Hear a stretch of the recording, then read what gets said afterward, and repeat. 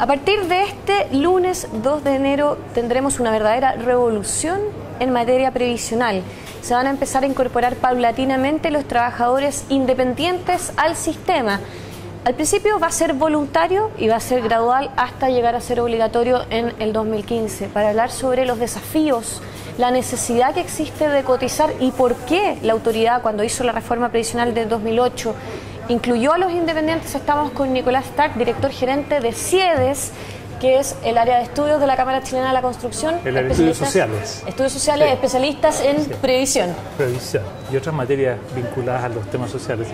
Mucho gusto, Francisca, muchas gracias por invitarnos y estamos gustosos de colaborar con el diario en la explicación de los desafíos que este año vamos a tener en materia de incorporación de los independientes a la previsión. ¿Qué significa, Nicolás, esta incorporación de independientes primero para la industria? Es un desafío, van a tener que conquistar a un universo de 400.000 potenciales nuevos cotizantes. Sí. Mira, primero un poco recordar la causa.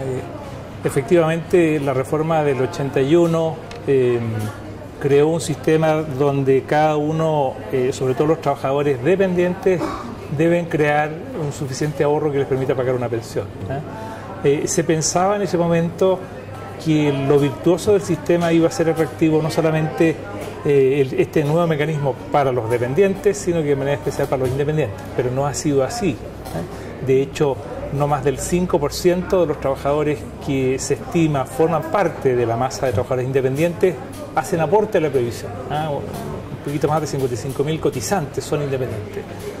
Y de alguna manera eso explica que la densidad de cotizaciones de la gran mayoría de trabajadores no sea lo que uno debiera tener para tener una pensión adecuada. Y por eso es que la reforma del 2008 puso finalmente algo que para uno no debiera ser tan atractivo, que es que lo obliguen a cotizar. Porque la cultura de los chilenos probablemente aprecia más bien los beneficios presentes. Y de esa forma finalmente se estableció que los independientes de manera obligatoria a partir del 2015 y de manera voluntaria a partir de hoy día, ¿cierto? Van a tener que incorporarse para tener una cotización regular al sistema.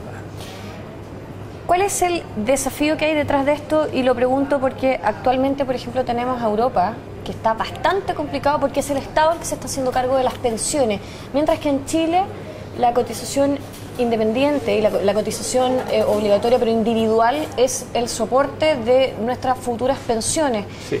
¿Es ahí la importancia de que los trabajadores independientes también sean capaces de construir su pensión? Sí, mira, al final una sociedad establece mecanismos que de alguna manera se alineen con el objetivo de desarrollo que se plantea esa sociedad.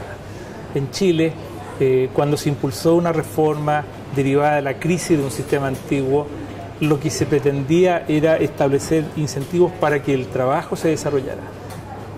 Hay un lema que yo recuerdo mucho que dice, mira, la primera seguridad social para uno es el trabajo. Sin trabajo yo no puedo construir nada más. Entonces, en ese momento se establecieron condiciones que favorecieran el trabajo y además disminuyeran los costos de contratación, que para los empleadores eran muy grandes. Entonces, dicho eso, efectivamente Chile se adelantó un poco a lo que hoy día está pasando en el mundo, donde el Estado sigue teniendo un costo muy alto en el financiamiento de programas de seguridad social. Cuando a su vez se ordenan las finanzas públicas, el país puede empezar a abordar nuevamente otros desafíos que empiezan a surgir con el tiempo.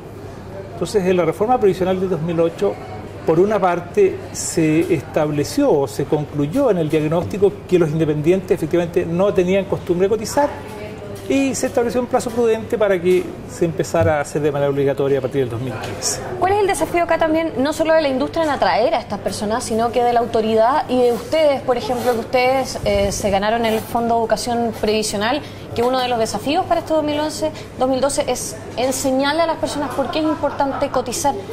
Se lo pregunto porque se siente la cotización obligatoria un poco como un impuesto y sobre todo por lo que usted me decía que el chileno valora mucho y el ser humano, el consumo presente versus el consumo futuro. Es posible que los chilenos más que otros apreciemos el consumo presente, porque nuestra cultura efectivamente de alguna manera está hecha de esa forma y debiéramos tratar de irla cambiando en el medio plazo. Hay otras naciones, Alemania especialmente, que cuando nace un bebé alemán, al día siguiente ya le están mostrando al abuelito para que empiece a tener, claro. Entonces, ideal sería que no solamente nosotros partiéramos ahorrando desde que empezamos al mundo del trabajo. Incluso si fuéramos antes vinculados al sistema previsional, el efecto virtuoso sería mucho mejor, porque ese dinero ahorrado antes generaría mucha más capitalización. ¿Cómo se motiva?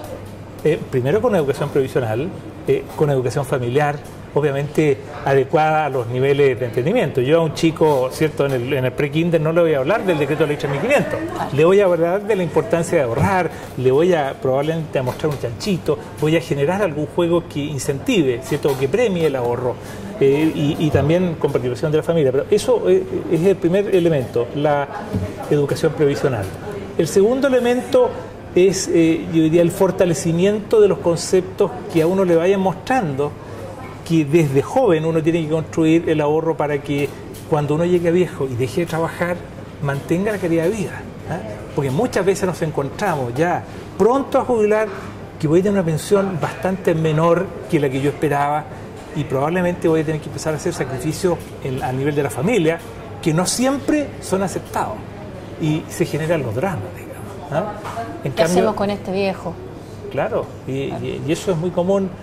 Y si además, claro, tuviéramos un Estado fuerte que nos diera, ¿cierto?, una protección, que no siempre lo tenemos, porque Chile, como es un país en desarrollo, tiene muchas prioridades. Entonces, siempre va a estar el trade-off entre que o le damos más pensión a los adultos mayores, ¿cierto?, o abordamos la educación infantil temprana, porque eso le va a dar más herramientas para el trabajo. Nicolás, ¿cómo hacemos entender a los independientes que van a entrar que no es un impuesto, que es necesario que lo hagan? Mira, yo personalmente creo que los chilenos entendemos claramente de que no es un impuesto.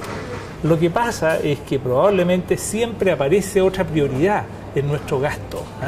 Yo creo que los chilenos somos bastante racionales. Hoy día los jóvenes, especialmente los nuevos profesionales, hoy día por la formación que estamos recibiendo, o ustedes están recibiendo, efectivamente, tienen mucho más posibilidad de entender de manera muy rápida.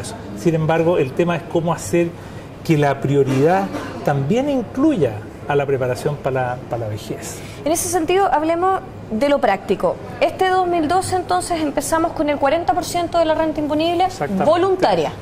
De manera voluntaria. Es decir, si la persona no quiere, pero tiene que manifestarlo. Tiene que manifestarlo y probablemente eso va a ser una suerte de costo de trámite que la autoridad, bien, a mi juicio, ese costo de trámite que es virtuoso, va probablemente a una cantidad no despreciable de independientes por defecto a tener que aceptar mejor al fin y al cabo tampoco está mal que yo no hubiese hecho el trámite porque va a ir a una cuenta. O sea, va a ir a una cuenta por desidia un poco. Por desidia, pero que al final después uno termina apreciándolo. Claro. Al año siguiente ese 40 sube al 70, y después nos quedamos con el 100. Con el 100 voluntario el 14. Voluntario el 14 y a partir del 2015 obligatorio. Obligatorio. De manera que en el mediano plazo todos los independientes con boleta o que hayan generado un contrato de cualquier otro mecanismo, vamos a estar obligados a destinar el 10% de la cotización para la pensión de vejez. Con respecto a eso mismo, le voy a pedir una recomendación para los independientes, porque uno de los mecanismos que van a tener para obligar en el fondo estas recaudaciones a través del Servicio de Impuestos Internos, cuando se haga la declaración de renta, se le va a restar parte de esa devolución de impuestos y se va a destinar a este fondo obligatorio. En ese sentido, ¿qué conviene más para un trabajador independiente?